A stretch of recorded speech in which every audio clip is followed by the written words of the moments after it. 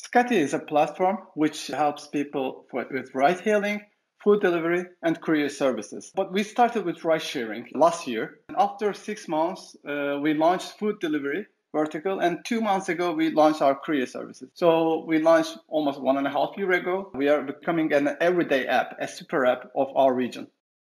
Turkey is a market for these verticals, like 48 billion. But it is just the beginning for us.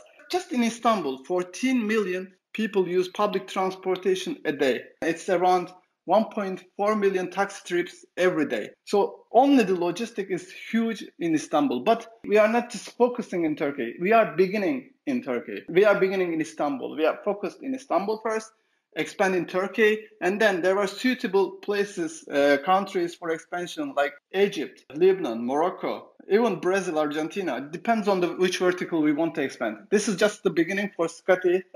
We want to first focus locally, then become global. The whole idea started with this traffic problem. That was a big advantage because when you solve a real problem, people, they start to share their experience on social media with their friends. It's like feeling they are hacking something and making every day 1 hour, 2 hours more. That's a big gain for them. So if you provide this value, people really appreciate that. And it made Scotty to become a low brand. It helped us to launch other verticals. They give people their time back. So it was really good to start in a metropole like this. But also there were definitely disadvantages, like fundraising is much more difficult if you are in Turkey in the beginning and also focused in a small area in the beginning. When Uber came here, I was probably one of the first partners of it. They come from another country. They were not locals. The thing that they do is kind of direct competitor of taxi. On the Scotty case, they are solving almost same problem that taxi solves.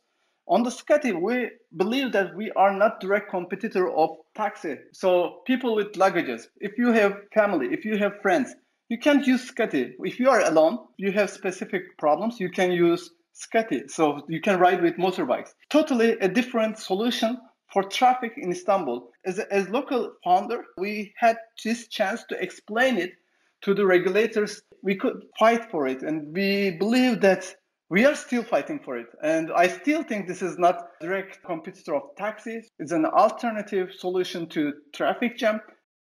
In the first month, we completed 1,000 transactions. It was like May 2017. In 1.5 years, we completed 2.5 million transactions. That's the total number of transactions for food, ride, and package. But the food and package is fairly new, so it's almost like 20% of the business. There is also seasonality. On ride sharing, when the weather is better, we reach higher numbers. When it is winter or snow, our numbers goes a little bit down. Total numbers is 2.5 million.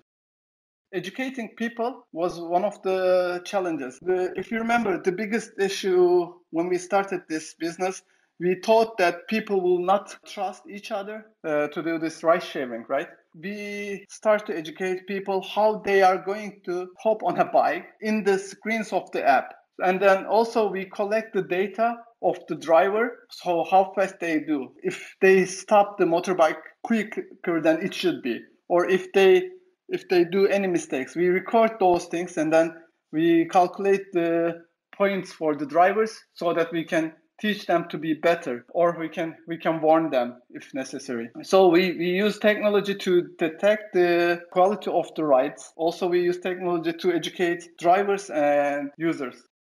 And I said I would be really happy to meet Justin on that pitch.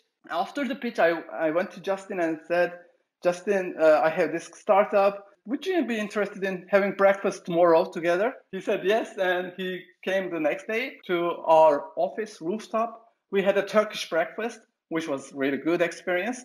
And I told him my story, that my father had this jewelry business before, how we bankrupted, how we started again, how I started this startup journeys, etc. Luckily, he was going to propose his girlfriend, and he said, do you have any advice for finding a good ring? And I said, we can do it. We did the ring, he proposed, and then we become good friends. And yeah, that was the story, how I met with him, and also we become friends with him. Our fundraising never stopped. So if we close one round in Friday, probably Monday we start the next. So it never stops. Actually, now we are still fundraising and we will keep fundraising. That's an ongoing process.